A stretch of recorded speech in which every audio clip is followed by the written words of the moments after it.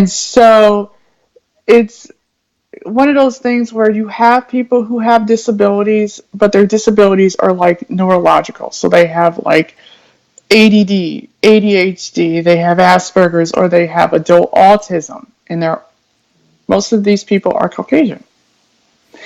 Yet, if you look at the disability coin from the other side on a Mm-hmm. visual, you might have some people that have dyslexia, but once again, they still can't identify with you or I because, well, I do have some vision.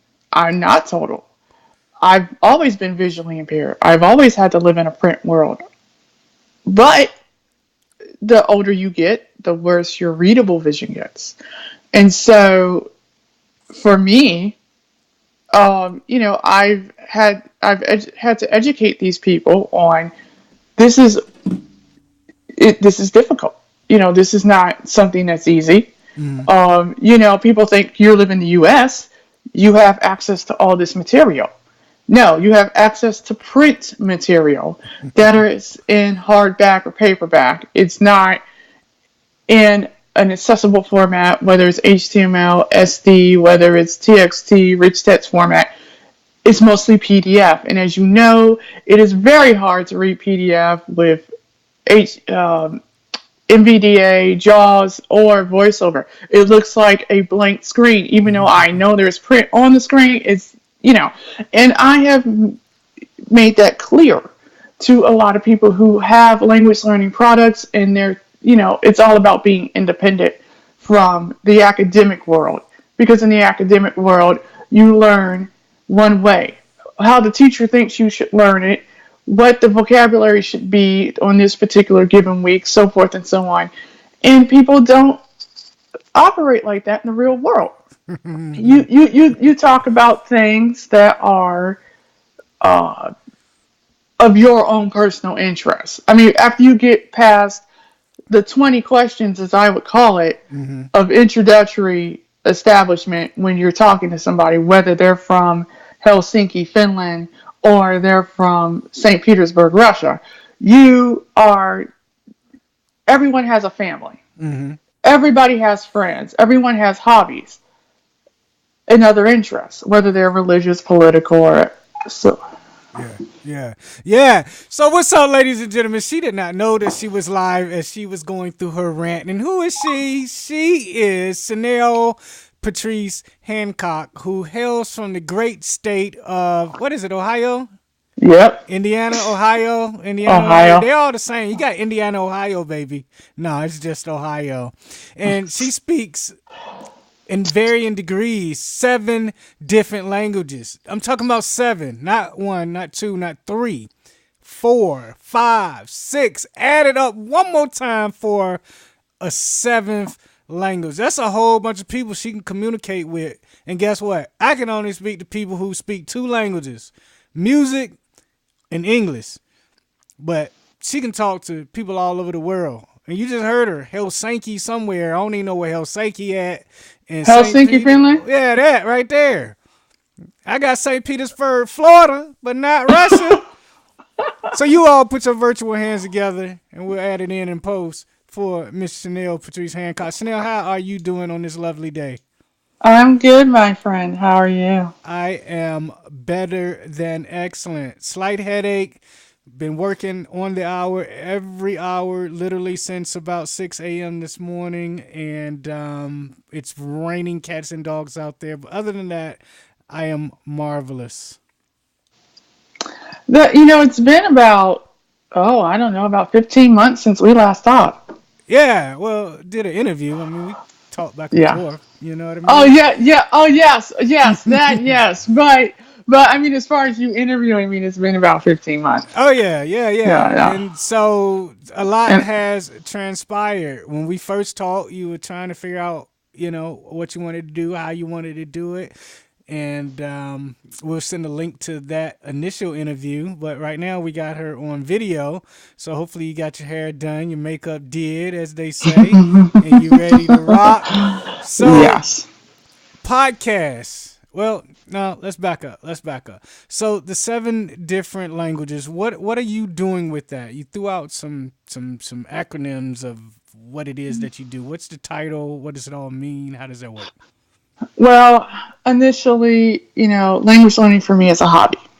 I enjoy communicating with people, and my main reason for learning multiple languages is to be able to bridge the communication divide between cultures and people from across the world. Now, mind you, we have the same things in common. Okay, if you take politics and religion out of it, we have the same things in common. Food, a good time, family, friends, whatever hobbies or sports, fashion, whatever, books, travel. And a lot of times people assume that because you are American or Canadian or you're a Brit or Aussie or New Zealander, that, oh, you speak English. Okay, everyone speaks English all over the world. That is not true. Uh, they speak English in the tourist cities, the main populated metropolitan cities. When you go outside of those cities, that's when you have problems because they don't speak English. And some of them speak very butchered English, as I would call it. It's not their fault, but when you don't have access to people on a daily basis where you can have a conversation, they could spend 12 years, as an example, learning English and not get very far. Mm-hmm. And they're learning the same way that we learned when we were in school, grammar and, trying to, conjugate verbs and diagram sentences. And they think it's easy to just learn from a grammar book. No, honey, you need to speak from day one. And so I've always been interested in languages since I was a teenager. However, because I went to public school up until I was in the 8th grade, and I went to the Ohio State School for the Blind for like 7 years after that. I wasn't in regular mainstream classes. I was in modified classes because they thought, I wasn't capable of learning. And, you're not, just because you're not a great test scorer doesn't mean that you don't have a brain. And unfortunately, I spent 7 years learning absolutely nothing. I had to teach myself. And until this day, I promote independent learning because you get to choose what you want to learn and when you want to learn it and how you want to learn it. And, with the internet, there is so much of a variety of places you can go and learn languages for free, and you can go to your local library. I always try to tell my students, find things that interest you because, number one, you have to have motivation to do it. Mm-hmm. Otherwise, you don't have the motivation, you're not going to accomplish very much. It's going to be like, okay, I'm going to do this for a week. Right. And then I'm done. No. Like right now, I'm learning Turkish and Cantonese. Mm-hmm. And I've been learning Cantonese for a week, and I know how to say basic greetings and stuff. I finished chapter 1 yesterday. Going to be going chapter 2 today.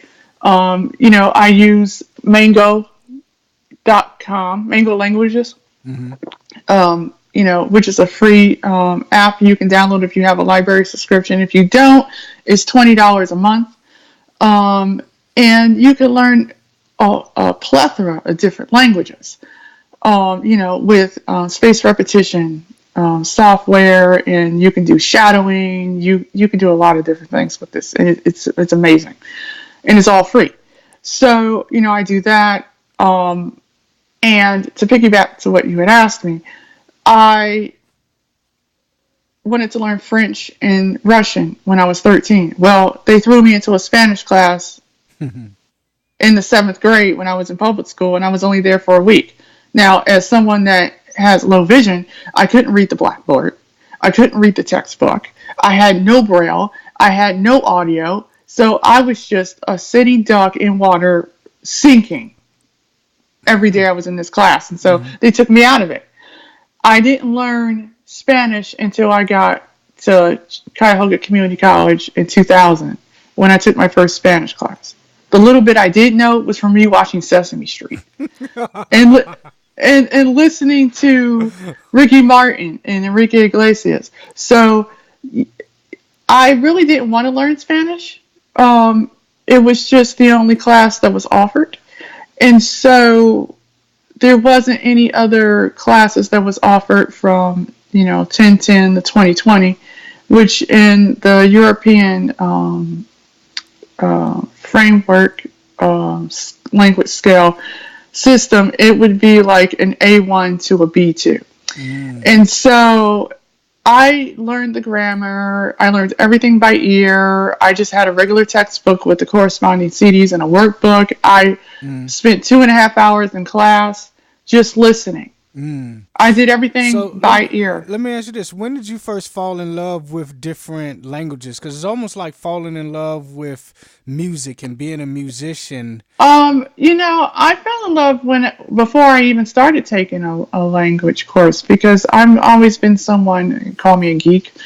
I love people and I love communicating with people, and I've always felt like, okay, I'm a Black American that's visually impaired in this damn country, and we got people from all over the place, and I want to be able to communicate with these people. But I was living in a monolingual family where they didn't speak nothing but English. So it was just like, okay, well, I would listen to my books on, your talking book machine, and it would take me to different worlds. And I fell in love with Brit lit and Russian lit and people over in Asia and the Middle East and French and Italian. So because of that, I wanted to be able to communicate with these people because I loved fashion and sports and history and politics and entertainment, especially cinema, which I wound up studying in college, theater and cinema. And that really made me want to know the languages because I liked watching movies, but I couldn't read the subtitles. So flash forward to 2014, I decided I want to brush up on my Spanish vocabulary because I was good with the grammar, but I wanted to be able to understand the telenovelas, which is the Spanish soap operas that last for like 6 months. and then I wanted to learn understand the court shows, which I love the reality court shows and stuff because that was real authentic material. Right. It wasn't like from a textbook. Right. So I enjoyed that. And I said, okay, I listen to Shakira, Ricky Martin. I still listen to Spanish music. Now, mind you, like I said before, Spanish was not my first love. It was just something I had to learn for degree requirement, okay, in order to graduate. That was it. But I love the people, the culture, the dancing, the food, and the music. Okay. So that's what I took from it, and I still take that today. As a matter of fact, I didn't even know I was fluent in Spanish until I had a 2-hour conversation with somebody from Mexico for 2 hours. I might have had to drop into English a couple times, but I knew I was fluent because I was able to compensate for words I didn't know. I was able to replace them with other words in order to get my point across and still keep the conversation going. And if you can do that for 2 hours, you're pretty much fluent. Now, fluent in speaking and as far as it coming out of your mouth. I was proficient in terms of the amount of information I was able to communicate to the other person. So I was at a mastery level. And I had been only singing to my favorite Latin American artists for about 14 years straight. Without even knowing that I was improving my vocabulary and so forth. I was having fun with it. I was enjoying it. So even when I lived with a Mexican family for 10 months in California, about 11 years ago, and my comprehension became better because of the fact that I was listening to these people speak Spanish because they would speak Spanish with themselves, but then they would speak English to me, but I still understood what the hell they were saying.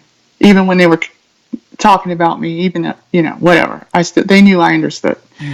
So, and I love Mexican culture and Spanish culture because if they bring you into their home, you are family to them. Okay. literally.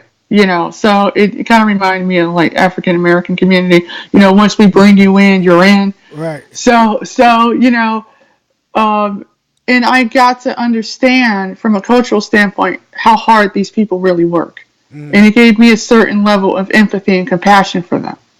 You know, and so that's what I fell in love with in regards to that. But I know I don't like speaking Spanish that much. I took two conversational courses from the Hadley School for the Blind and Visually Impaired in Braille and on audio. And I Mm. finished both of them in 9 weeks with an A.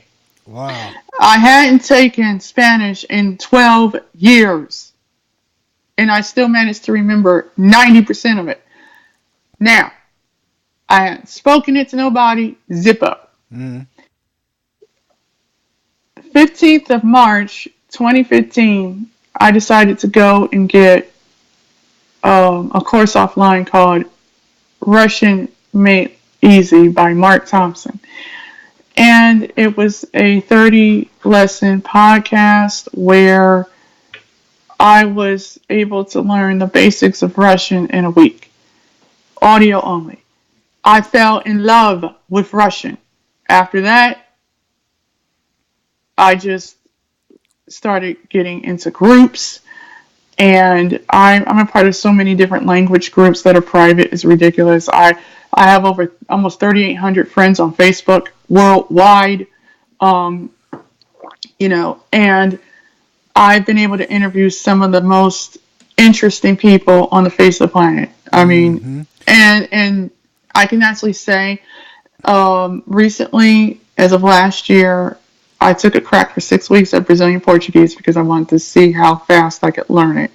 Wow. And I learned some, but it was one of those things where the Spanish and the Italian kept mixing into the Portuguese. And I realized I tried it, but it wasn't the language for me. Mm. So, I mean, the good thing, I made lots of friends from Sao Paulo and Bole Horizonte Mm. and Rio de Janeiro. So I still speak a little bit with them. And it was like, your Portuguese has improved. And I'm like, I Wow. hardly speak the crap. Right. But I started with my French, which I can speak at an upper beginner level, which is A2. I'm still working on my Italian.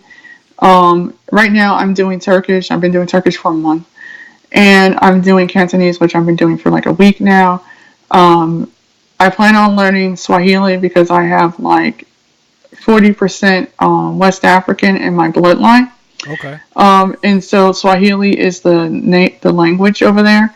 And then I plan on learning Japanese and Egyptian Arabic at some point.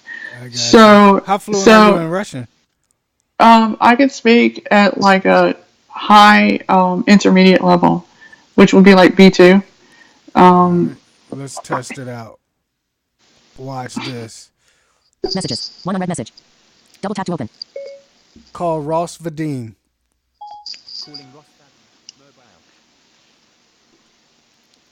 Ross Vadim. You hear the phone ringing? no. You don't hear the phone ringing? Hold on. Let's see.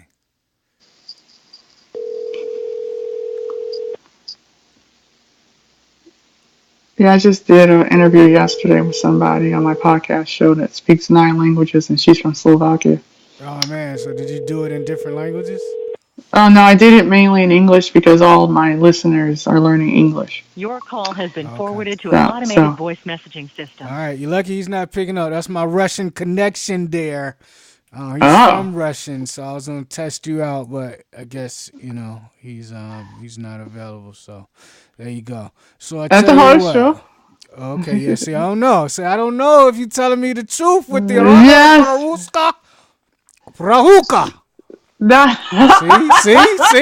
You didn't think I knew that, did you? Ah, baby. Yes. So, um, of course, you're gonna hear from Chenelle. I mean, you're gonna hear from her in multiple different languages and all over the internet. But Chenelle, tell the folks how they can like reach you. Tell them about your podcast, all of that good stuff. Okay, you can reach me at Chenelle Patrice Handcock, ChenellePatriceHandcock, Facebook.com. You can also reach me on Anchor, ANCHOR.FM, Chenelle's Language Learning Journey podcast. And it's on the various podcast sites: Spotify, Google Play Store, Breaker, Radiocast, Audiocast, Radio Public, iTunes. You can download it. It's free. I do about 2 podcasts a week. One with someone who is a professional, polyglot, and a lot of these people do it as a hobby. Okay. Some of them have their own businesses. But we all want to promote language learning independently in a fun and feel-free way, and that's what I try to do. You can leave me a voice message if you have any questions about language learning, and I'll make it into an episode. Or if you have a really interesting story to tell about your journey of learning languages, because it is a journey and a process. It's not a race. There are a lot of people that have hacking books on trying to learn it faster and more efficiently, independently, and I'm like, okay, it's a process, and just enjoy the journey. And Chenelle's Language Learning Journey podcast, Chenelle, CHENELLE''S, Language Learning Journey podcast, and you can find me on Facebook as well. And I want to say it's changed my life forever. And I've been accepted into different communities, but the language learning community there's nothing like it. You got people from all over the world that are learning languages, writing books on the subject, their perspective. And as someone that's visually impaired, and in the blindness community, yes, there are blind people that are learning languages, but they have other things going on, like other jobs, and they do it for a hobby. But yet they haven't taken it to the next level like I've taken it, and created a podcast to make people aware, yes, we are out here learning languages too, regardless of if you have some vision, you have none at all, whatever your disability may be. We're all in this together, and we want to make the world a better place. And I try to do that in each and every episode that I put out there. I do my interviews in real time, which means that I will record them, and whatever happens, that's what you get. Like this one right here. Yeah. Because I look at it like this: not everybody's podcast is going to be perfect. Right now, I have 1.7K listens. I have about 37 downloads per episode, and I've only been around since May, and I hope that I can continue to do this into the future, because, I feel this is where it's going. Podcasting is a very lucrative business. Flipboard is sponsoring my podcast. Anchor is a sponsor of my podcast. And if anybody wants to, donate money to help podcast, they can go to my Anchor page and go to my Patreon, and you can give as little as $1 and as much as $100 if you want. 100,000. A month. So it helps the podcast become better, and I'm willing to collaborate with other people who enjoys language learning. I am considering doing a second podcast on a different topic, mainly because I enjoy this medium. It's something that's easy for me. It is accessible with voiceover. I had to find that out, that not every third-party app or every software that's out there on the market that sighted people are using is going to be accessible 100% out of the box. And that's important to me. And I actually got my rehabilitation case. I'm 60 days away from it becoming closed successfully. There you because go, baby. That's what I'm talking about. Now tell the people if I had anything to do with it. Just tell them how and what and why. Tell them, baby. Tell them. Rashawn gave me some really great advice Yes. about 15 months ago. He said, you're going to have to think outside the box, work outside the box. And I did just that. I mean, I've had people like Rashawn and my good friend, Walter Mitchell, who has his own business too. And people like my friend Ollie Richards of I Will Teach You a Language.com who cited, and a few other people say to me, you know, you can do this. You're really good at what you do. Yep. It's different. It's not the same as everybody else. Keep doing it. Keep Yep. getting guests.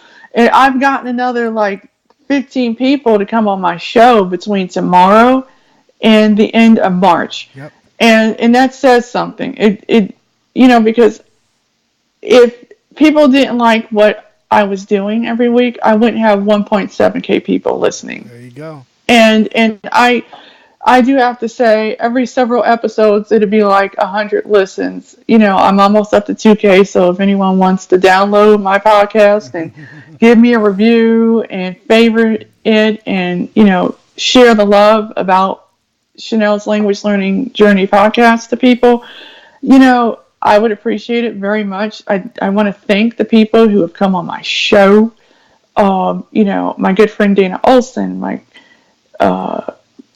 Ollie Richards of I Will Teach You a Language.com, and Jimmy Mello of the Mello Method, and Kirsten and Cable, and Lindsay Williams of the Fluent show, and Lindsay Does Languages, and Vladimir Skoltetti, and just a lot of people who have supported what it is I'm doing since day one. And I really appreciate that, because it takes a village to be able to do this every day, and it's not easy. I sit here for about 30 minutes to an hour learning Cantonese in the morning and Turkish in the afternoon and watching French news at night. And I practice my languages. I don't have a lot of money. I do this for very little money. I don't have a passport yet. I haven't had money to do that yet. So I focus on trying to create content on a low budget, trying to let people know you can do this for nothing. Because people think you need tons of money, and sometimes you can put tons of money into a product and it can just go bust. Yeah. Yeah. And you have to think outside the box, and I do that. And I made sure that religion and politics aren't involved at all, because those are two of the subjects that are kind of dividing us as a global community. And I feel by learning these languages, I am reuniting the world in a way that hasn't been seen in a while. And it brings us one step closer to being a unified global family. Yep. We're going to need each other at some point. It's not just about blind people or other disabled people or LGBT people. It's about all people coming together. Because right now we're in some dark times. Yep. Whether anybody wants to admit that or not. It doesn't matter how much money you make. It doesn't matter if you have a penny to your name.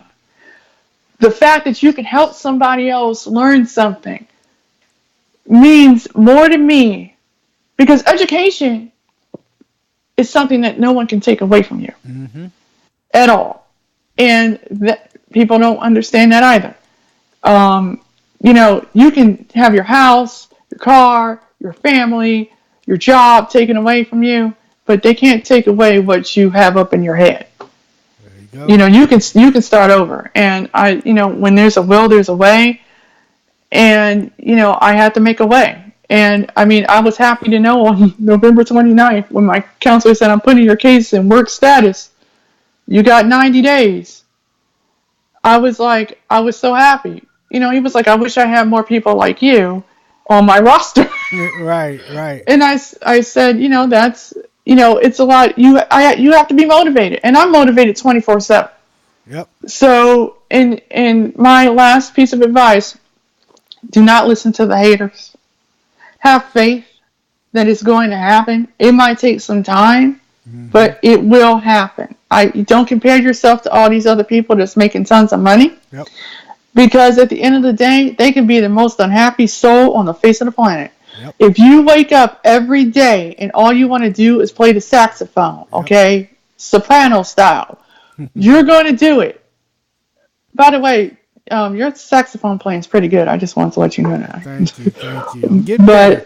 But yeah, so, and I have to say thank you for the support and the love, and I really appreciate it. Not a problem. Thank you, Chenelle. It is always a pleasure to have you on. You went from being on the podcast, which was audio only. Now you're sitting there with your little iPad Pro at the table, talking your stuff with over 1.7K listeners. What do you got? Yes. Yeah, Yeah. 1.7K, yeah. Yeah, it went from 0 to 1.7K. So that is amazing. You guys know what it is. Let's change the world. Let's change the world together. I'm going to get my groceries being delivered. I'm starving. I got a headache. It's raining out. I'll talk to you guys on the other side. Hold on one sec, because I guess I got to end this video.